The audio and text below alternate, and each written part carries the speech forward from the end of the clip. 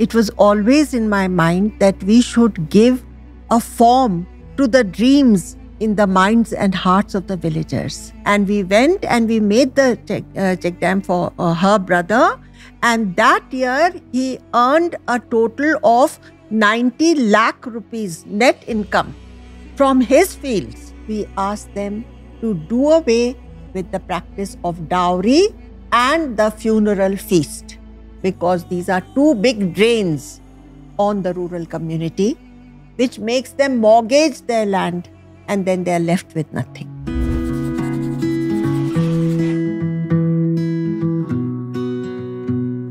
Hello and welcome back to the show. If you're new here, I'm Sheen, your host, and this is the Dream Girl podcast. You're joining us in Mumbai, India, and this episode is brought to you by Bath and Body Works of Apparel Group. My guest today is Amla Ruia, who's often referred to as the water mother of India. Through her foundation, she has helped over 1,250 villages by transforming barren lands into fertile fields and empowering thousands of rural families. In this conversation, we'll talk about the impact of water on social change and what it truly means to dedicate your life to service. Hello, Amlaji. How are you? How are you? I'm so well. Thank you for receiving us in your beautiful home today. Thank you so much. Honestly, Amlaji, we've been reading about you for so long now, and I am so excited for this conversation. My first question for you is, please share with us, why does everyone call you the Water Mata? That's really not for me to say why people... I mean, I can share, but we would love to hear from you. No, in the Kaun Banega Crorepati episode, Amitabh Bachchan chose to call me Jal Devi. Now, it's up to him why he called me Jal Devi. That's even better. Jal Devi is even better. But one reason may be that, Aakaar Charitable Trust, our team, has transformed the lives of 18 lakh people. And out of sheer gratefulness, they may have chosen all these nicknames, but I really can't say. Because from my heart of hearts, I don't feel I have done enough, There is so much more to be done. And it's all God's will. So it's not for me to give myself any titles, because I feel I have just done like a grain of sand, the work that is required in this field, So obviously, we've been researching a lot about the work that your trust does. And the first curiosity that came was, where did the name Aakaar come from? I called by this trust Aakaar because it was always in my mind that we should give a form to the dreams in the minds and hearts of the villagers. So Aakaar means form, so that dreams are translated into a hard structure on ground level, which takes care of their needs for generations to come. I love that. And, again, all the water projects that you've done, it's always different. It's really based on the region, on the needs of the community. It's never one solution fits all. But I want to go back a few steps. Why water preservation? Where did that come from? When I first went to the villagers, I had in my mind the idea of doing an integrated development of the village. But when I met up with them, I couldn't talk of any other thing when the need of water was looming so large in their minds. They said, if you truly want to help us, please do a rainwater harvesting structure for us in our village. That's when I decided that all my other thoughts have to be put aside and I have to concentrate on this basic need of providing them with that ingredient which is the source of life in all aspects for every village. So that's when we decided to concentrate on water harvesting. But we would think that it is common sense because the rain falls. So why is there a water issue? Because this is not desert or anything. So where does the problem come from? No, our work started in that area which lies on the fringe of the Thar Desert. So they were very deprived of water. water was the scarcest ingredient for them. Their fields were denuded and parched. Their environment was absolutely denuded. The fertility in the soil had gone down to the bare minimum. So they were most in need of water, and they had this most precious ingredient was missing from their lives. They had to walk miles and miles to be able to fulfill their family's needs with 2 pitchers in their hands. And that was always the work of the woman who had to fulfill the household needs of water. It was very tough life for them. Of course. But see, again, now when I see you're so passionate about these things, but you haven't experienced this firsthand, right? You were, by God's grace, very blessed. So where did that urge come from to tackle social challenges? I always wanted to do something for the country. That was always in my mind. What is this life if I'm a couch potato? I didn't want to lead that kind of a life. So I always wanted to be helpful to those who were underprivileged. And then this opportunity came my way, and I was not going to miss it for anything. Did you ever think it will become this big? Never. This was not in my wildest dreams. And I don't know how it has taken this shape, because it is all God's doing. In fact, I have done so little. And it's all He who has done it. And it is water that has completed their needs. What can I do? I am a lone housewife. I had just taken on this challenge on my shoulders. I don't know how I was going to fulfill it. But it was God's grace right from the beginning. Of course. And it's been a blessed journey. But if we were to think about this, actually, take us through the first few years of the trust. When you found the issue you want to solve, how did you figure out the how? How do we tackle this? So you see, I went out in search of some structure or some way by which this very, very difficult thing could be accomplished. And after much searching through the length and breadth of the country, I came upon these kind of structures which had the capacity to hold enough water for the villagers to be able to take 2 crops per year, for them to be able to do rainwater, for them to be able to do animal husbandry, because now they had enough fodder. So when I came upon these structures, I knew that this is the solution I was seeking. And then we, of course, intermingled with the society, took on their mantle of burdens. And then we sorted out all their problems. They needed a third person to be over there, because a rainwater harvesting structure is always between several farmers. And living close together, differences occur. So they need a third party to solve all those differences for them. So when they themselves came to us, please build a rainwater harvesting structure for us, that's when we said, we will stand solidly behind you and we will do. But you have to give 1/3 towards the cost of the structure, 30%. So that's what we asked them. And why we asked them for that was that we wanted this work to be sustainable and long-lasting. Until their own hard-earned money had gone into the structure, they wouldn't be bothered to look after it.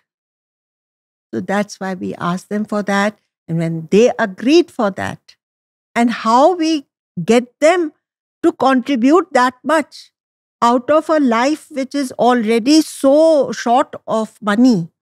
So then we tell them, लो हाथों में हाथ लो, एक दूजे का साथ दो, इस धरती का सोया भाग्य जगाएंगे, मरुधरा को फिर से स्वर्ग बनाएंगे। ढूंढ सको तो इस माटी में सोना है, हिम्मत का हथियार नहीं बस खोना है। इस जीवन को साज दो, मौन नहीं आवाज दो, सन्नाटों के हम सरगम बन जाएंगे, मरुधरा को फिर से स्वर्ग बनाएंगे। Wow. You need to try. I will do a terrible job at translating this, but I already feel the emotions behind this. Obviously, they're going to say, yes, please translate this for us. No, we are only telling them that it's up to you. You just allow us to help you. And we will turn this desert land into a really prosperous green, like a heavenly abode for you. Yeah. It can be done because this infertile, so to speak, land holds in its deep down the gold which you require to run your life with prosperity and all your dreams fulfilled. So then they decide to help us, and then we go ahead. That's beautiful. And that was going to be my next question, because I know that you get the communities involved directly by having an investment in it. And also they help with the raw materials, so they put their hands in it as well, just so you're sure that tomorrow when you leave, they will still keep this going. But did you face any challenges on the ground when you have to convince these people to come on board? It was not that we needed to convince them. It was that we needed them to somehow, give us that much. So first we told them, you collect all the stone that is required for the structure, for the masonry construction. Right. A check dam consists of a masonry structure and earthen embankments on either side. Okay. It is like a huge construction standing in the middle of the fields, ready to collect all the water which comes tumbling down from the hillsides. So the structures are very large and they can hold up to 12 crore liters of water. Oh, wow. In a good monsoon. And they will charge 100 or 150 wells in the vicinity downstream, as well as convert arid land, 200 acres of arid land into irrigated farmland. And in no time, they become debt-free and they have all the necessities fulfilled in their homes, where they had no two-wheelers. Now, each home can boast of at least two two-wheelers. And where they could not afford even one bullock, they now are having 5 to 6 cattle head tied to their doorstep. And animal husbandry has become an even more profitable livelihood option for them than farming. Oh, wow. Did you expect this? We knew that they would be able to, but we didn't expect that this remarkable and this very fast impact on rural life. Because, what we had read up to now, that government does all this thing and it takes so many years for them to then. But in our case, we found that we complete their check dam before the monsoon. We work very hard just prior to the monsoon so that they can get the benefit of this very monsoon. And as soon as the structure is completed, they begin to have the results showing up in their life. Yeah, there's no waiting period. There is no waiting period. That's crazy. But talking about how that poem you just read really ties in emotions with experiences. What has been, and they say water carries memory and survival and history. What has been the most beautiful experience you've witnessed when one of these rural communities got sustainable water sources for the first time? A quick break for a word from today's sponsor. This episode has been brought to you by Bath & Body Works of Apparel Group, a brand that has been dedicated to making the world brighter and happier through the power of fragrance. Bath & Body Works has mastered the art of tying emotions to experience. So you see, I was very touched because their ethics as far as water is concerned is very, very high. So there was this one lady, her name was Sharbati Devi. So, I found that there is water in her fields throughout the year. Okay. So I was so bothered that, she's losing out on so much of her land. But she said, you don't worry about the water being in my fields. I am happy that when there is water in my fields, there is water in my well. So I don't have to go long distances. I am happy that because of the water being in my fields, the villagers, the 800 people living in the villages downstream have the advantage of having water in their wells. So part of my land is sacrificed. It doesn't make any difference to me. Then she said, you have to do a check dam for my brother. So I said, we will do it, but we cannot relax our principles of taking, 30% from the farmer. Yes. And you have said that your brother is very, very poor. So she said, you don't worry about that. She immediately opened her purse because now she had money. Yes. There was water. You see, the holdings of the farmers in Rajasthan are very large. Right. So they don't mind part of their land being submerged underwater because the rest of their land is yielding bumper crops. So she said, she took out 35,000 rupees then and there and handed it to me. Wow. And she said, make it for my brother. And we went and we made the check dam for her brother. And that year, he earned a total of 90 lakh rupees net income from his fields. 90 lakh rupees in the first year he earned. Oh my God. Is this quick? It's that quick. That's how important water is. Yes. That's crazy. Also, I'm impressed by how you remember these numbers. I wouldn't. But again, I think this is so powerful, the stories you're sharing. And what I love is the role that women seem to play in these communities, right?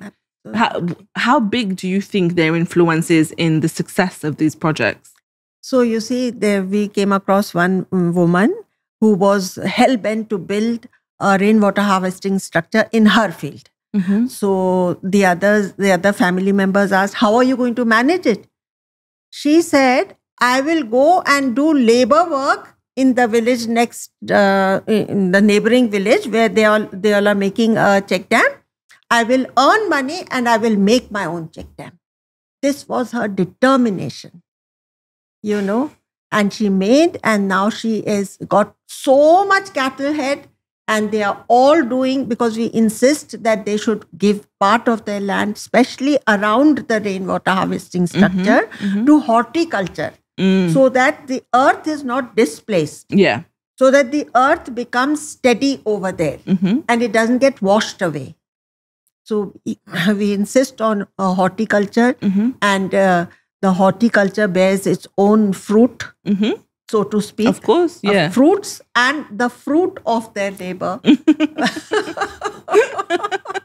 Beautiful. But also, you mentioned something earlier, and I think there are so many impact numbers of the projects that you've done. The one that comes to mind is more than 1,200 villages have been touched by you. But the one that really stayed with me was, and you mentioned it as well, was how school attendance for girls have gone up, because otherwise they would have to walk long distances to collect water.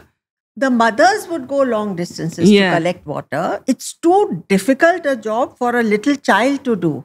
So mother had to go to collect the water, and the child, the female offspring, had to remain in the house to do all the household chores. Okay. Now mother is at home. Water is 2 steps away from her house. And the joy that they feel, they say that now we have absolutely no concern and nothing to be worried about. Oof. All our needs are fulfilled. Wow. But see, things like, when we have water, at least the crops will be fine. You think like this. And then you see all these other indirect impacts when it comes to education, to making money so profitable so quickly. What other unexpected impact have you seen? So now all the young girls, they don't want to get married. They want to study. They want to do higher education. Okay. They want to go away from their villages and take on degree courses. And, we went to a community in the hills of Udaipur where they said that whether we educate our sons or not is another matter. But our daughters, we certainly will educate, and we won't get her married till she's 25 years of age. Oh, wow. And why do you think that change happened? Because they have enough to invest in education. They also value education. And the girls being disciplined, they are wanting to, learn for, get themselves degrees and hold lucrative jobs. Wow, that's amazing. And before we started recording, you were telling me that you usually go twice a month to visit your Czech dams and everything. Last year has been a little bit irregular because I have started a school in Ramgarh, which is also in Rajasthan. And lot of my time and effort is getting diverted over there. So instead of going to my sites, visiting Czech dams, because my team is so well set, they don't really require me. Of course. They only require me to motivate them to finish some works as fast because, Bhenji is coming. So we need to finish. Otherwise, what will she say? Otherwise, they are so well trained, absolutely skilled. And by God's grace, they are absolutely honest. So then, I'm not worried on that score. The work goes on whether I'm there or not. But of course, and when you're doing something so good and you're seeing the impact, I think it's very hard for your heart to do anything that is not right in these situations. But tell us a little bit about the school. What brought about this project? Yeah. So we want the children to have the best possible education. So we were lucky to come by a person who can give them drone skilling, solar panel making, and three-dimensional imaging, three-dimensional imaging. So that person comes and then we have set music, music training and lots of value-based education. And we have got the best possible teachers that we can get in a small town of Rajasthan. And we've made it co-ed, and English medium is also offered. All the subjects, even science is offered, higher maths. So we want to make it the best institution in that area. I mean, considering the locality. And how old are the students? The students we are running, actually it is split in two different schools. One is from preschool to class 5 and the other one is from class 6 to 12. Okay. So all ages basically. That's amazing. So now you've gone into education fully as well. Yes. And all the sports are and we have coaches coming and the sports are being also taught to them, to be skillful and to be good physically so that they can look after themselves and their life later on. Thank you so much for sharing that story. But now I just want you to walk us through the very first village, the very first water project that you did. How was that being on the ground? So we were also absolutely raw. We had not started using heavy machinery to do the foundation digging or any such thing. It was a surprise that one fine day, while we were working at that village, all the women got together and they came to us and they said, please build a rainwater harvesting structure for us if you really want to help us. That's when we told them, we will stand behind you with all the expertise and skill and finance required for this structure. The situation in that village was that their fields were absolutely parched and denuded. Their economic condition was rock bottom. Their menfolk had already departed to urban areas in search of livelihood. In such a scenario, we had these women whom we had prepared that they will have to do the hard work of digging. The day when the work started, temperatures were soaring to 45 degrees. The atmosphere was dust-laden. The entire village women folk were out there as our labor force with their children and the few old and infirm people who still remained in the village. They had also come to put their hands in this work of labor, in this labor of love for their rainwater harvesting structure. 2 months of hard work and shooting out the problems which emerged every day. Yeah. At last, the structure was ready. Mm. And the monsoons came down. The rain gods were very generous on that particular day. And enough rain fell to fill the structure to the brim. People from neighboring villages came to see this wonder that had been created in this village, which was erstwhile the most water deficient village, where people would not like to give their daughters in marriage because all that the daughter would do from morning to night was to fulfill the water needs of the household. Now, this barren village is giving birth to a river. Oh my God. From no water to surplus water flowing down that check dam. It was a beautiful sight. Mm. Then there was another occasion where the entire community of 500 people came and thanked us. They said, if you hadn't done this structure, we would all have had to leave our ancestral land and move away because there was no way that we could exist. The water levels, underground water levels, had gone to 700 feet. And we couldn't even draw any water from our wells. So if the rains hadn't come and if this structure hadn't been there, we would have had to abandon this land. So they all came and their smiles were our biggest reward. Mm-hmm. Now we do one thing, before we build the check dam. Yeah. We tell them that, see, very soon you will get money by your own fields, by the produce of your fields. And then if you are still having addictions such as alcohol and tobacco, all this prosperity will be frittered away in these wrong addictions. As well as we ask them to do away with the practice of dowry and the funeral feast. Okay. Because these are two big drains on the rural community, which makes them mortgage their land and then they're left with nothing.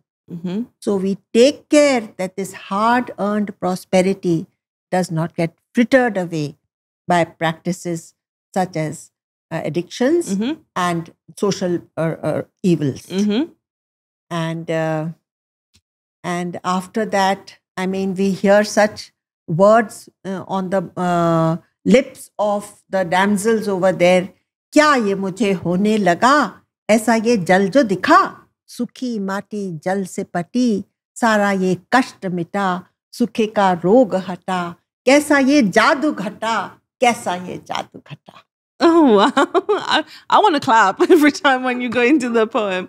But this is beautiful. And you are not only helping them financially and building the economic power of these villages, but you're also working on changing the mindset and, getting them out of these shackles that are holding the whole community down.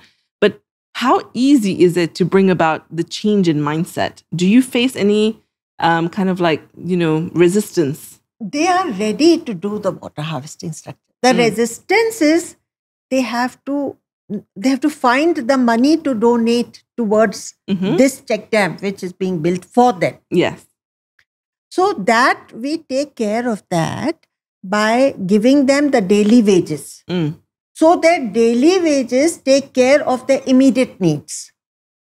And 2/3, or they get 1/3 of the wages, and 2/3 goes towards their contribution. So you even find a way for them to contribute. Yes. Okay. Yes. That's taking care of the full ecosystem of it all. Yes, our karyakartas, they intermingle with the society and they take on all their burdens. And if they have to go from door to door asking them to collect the funds, they were willing to do that. They just make themselves as their brothers, just take care of all their needs, it's then that the villagers become softened towards us and they are willing to do what we ask them to do. Mm-hmm.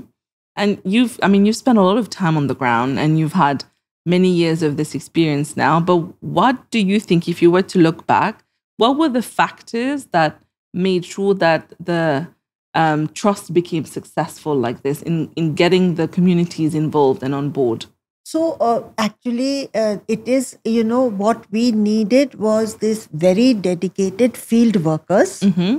And by God's grace, we had the best possible manager and a very good team who are, when you do the work of water, somehow you become absolutely selfless from within. I've found that one of my karyakartas was going through a period of depression. Mm-hmm. As he made one after the other the check dams, he himself became so full of life. And he started singing songs with them. This work only is such. It doesn't let anybody do anything wrong ethically. And it just fills a lot of happiness and satisfaction in the hearts of my team also. And you know what? But for anyone else who's watching you now, maybe someone who's on an earlier journey of trying to tackle a social issue, or even our leaders, right? The future leaders who can bring about change from up. What advice do you have for them when it comes to how do you have impact when you are tackling a social challenge? How do you have impact when you have to be completely selfless, and it must be very clear and evident to the society that you are not out there to make anything for yourself. You have no ulterior motives. As soon as they get that kind of a impression about your team, then they become very cooperative. Because they say that there are very few people who can be so selflessly working for the good of only the beneficiary society. So then they really get moved, and then they go from their own village, they go into the neighboring villages that such an organization is there, and they will come and do it for you. You don't get carried away by government projects. You have to contribute this much, but your work will be done. And I tell the mason, and I tell all the people concerned, that your structure has to stand solidly over there for 500 years. You make it with that mindset. And immediately I find the mason has got something, some extra energy, and the way he is now putting the masala is different from the way he was putting the masala before I made this statement. Yeah, he has a goal now. Now he has a goal. But I feel like you also have this power to motivate people, isn't it? I feel like your words are very powerful. Where does that come from? The passion, I said. Yeah, the passion. It's just the passion, isn't it? It's just the passion. But okay, one question. I have a lot of friends who are my age who want to do something good, and they all have a specific cause in their mind, whether it's from personal experience or something they care about. But the excuse, or maybe the reality of things, is they think, well, I don't have money. I can't help. I can't selflessly help yet because I still need to support me. I need to support my family. What advice do you have for young people like this how do they contribute in their own way and their own capacity? When I started on this work, we were not where we are today financially. I was going through a tremendous financial crunch, but it didn't stop me from taking on such a big job. I knew from somewhere the money would come, because my outlook and my intentions are so selfless. I knew God would provide. I really love that. And how important was having family support when you were dedicating so much of your time to this beautiful project, but you were also running a household with your kids and everything? The kids were no more kids. My daughters had got married, and my son had already completed his education. My husband was very busy with his own hobbies. So I was at the loose end. and I just made good the time at my hands. And of course, it was very important to have their support. Yes. Because finally, it is now my son CSR that is supporting this project. And without that, I wouldn't have gone as far as I'm able to go this at the present moment. You know. So what I'm hearing is, if you do want to do something, just put your heart into it and take the first step, and it happens. Absolutely. Right? Yes, that's what I. And Amna ji, now we had this question before, but do you believe in retirement? So I had told my husband that till the age of 90, I'll keep visiting my check dams the way I'm doing now. Then he said, and what will you do after that? Then retirement. So I don't think there is any retirement in sight for me. You love it too much, don't you? There's no way of leaving this behind. But now that you've been doing this work for so long, what do you see as the vision for Aadhar, especially going forward? What do you see the vision for them? What do you want them to achieve? So I want to first and foremost make my own country water surplus from being water deficient. That's why I have added ponds to our scope of work. Okay. And the ponds are providing up to 20 lakhs income per pond between 3 or 4 farmers. With this water, they can do their crops, they can do horticulture, they can do fisheries, and they can rear cattle. Okay. So all the 4 possible livelihood options they get as soon as a pond is there for them. So with the pond, we are able to do or take rainwater harvesting in the whole of India. And of course, we want to also suggest the same thing outside of India. Yeah. And we have plans to do it in Jamaica, where a very good friend of mine has really liked my project, and he's very close to the, to the president. So he said that you must train us and we will do the water harvesting. So one model, wherever it is created, it has such big impact that, they take it up thereafter. Yeah. And how long do you think we have until, nobody in India has any struggle when it comes to water?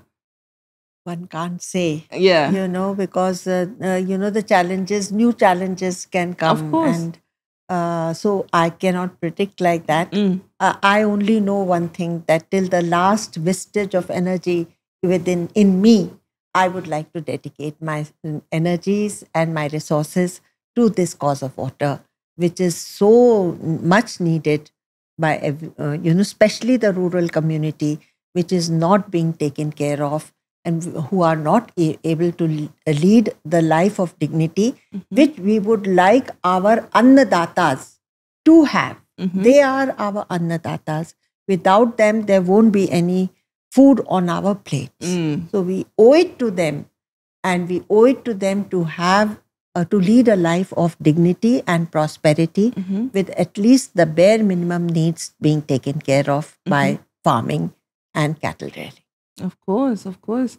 But, Amna ji, looking at you, and the passion is still alive for you. I feel like it just gets stronger with age as you go. But what is your secret to staying so young and active and so focused on work even at this age? So I don't know anything about age. I only know what God wants me to do. He just directs me and I just move that path. It's just your mission. But, I was asking you this question earlier because honestly, I'm very curious. But tell us, what does your daily routine look like?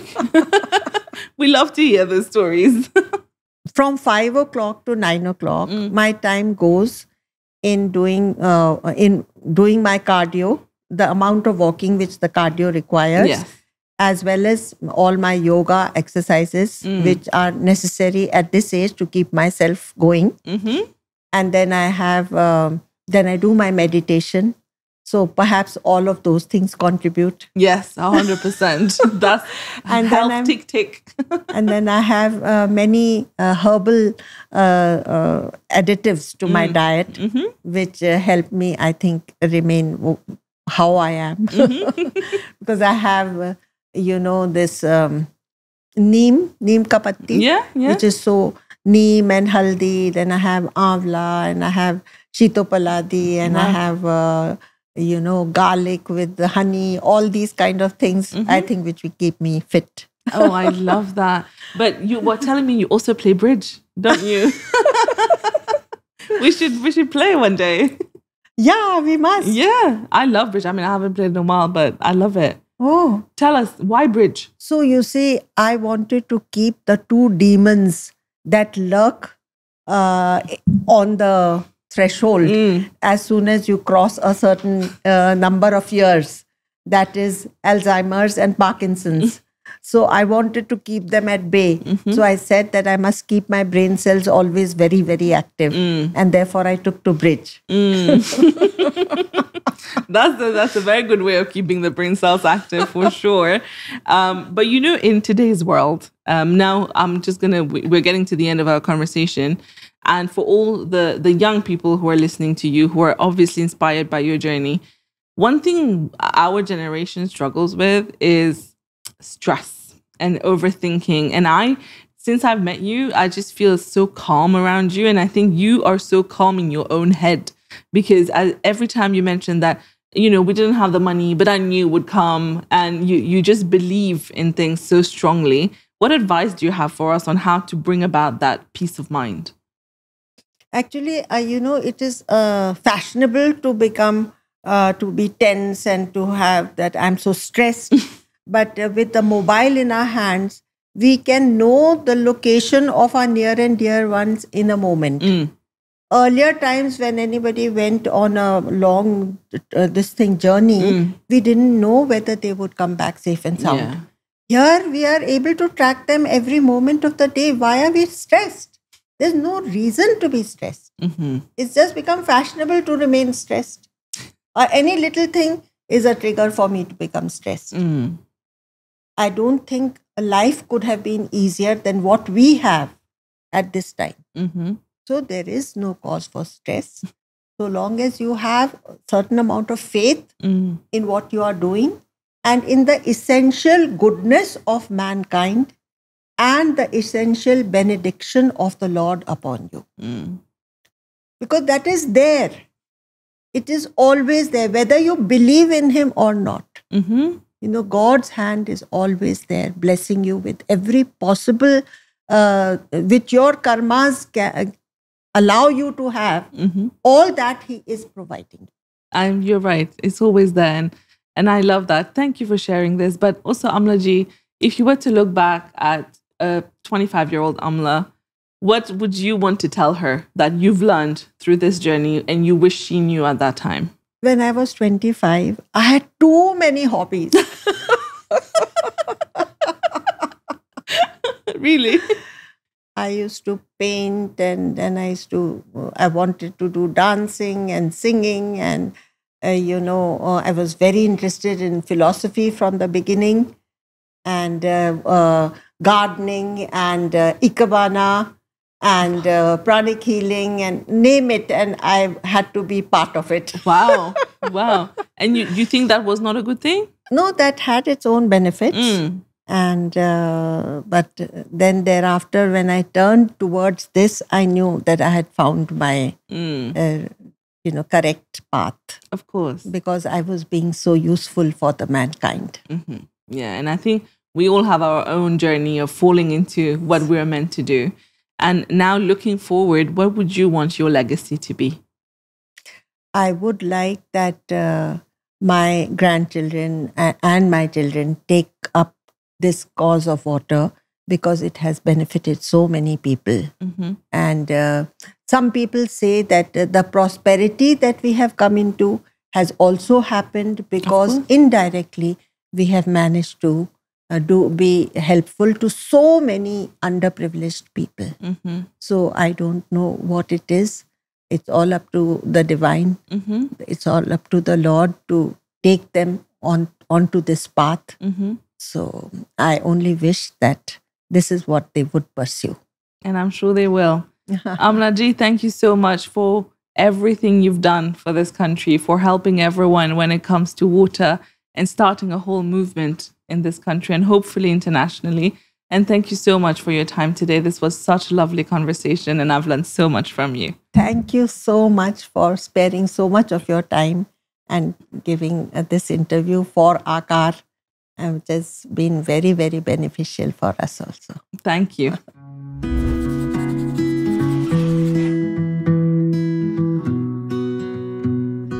A little present for you, Amna ji. And oh my God, this is not a little present. It's just too much. There's a surprise inside for you, God, which I will show you. This is a little surprise for you. Oh, these are too. These are pictures from our conversation today. So sweet. No, of course. Thank you so much. Oh my God, what is all this? So much. It's nothing. It is nothing for everything you're doing for all of us. Thank you. Thank you so much. I have no words, really. No, Nobody has rewarded me with this kind of a gift after. Thank you to the whole team. Thank you so much.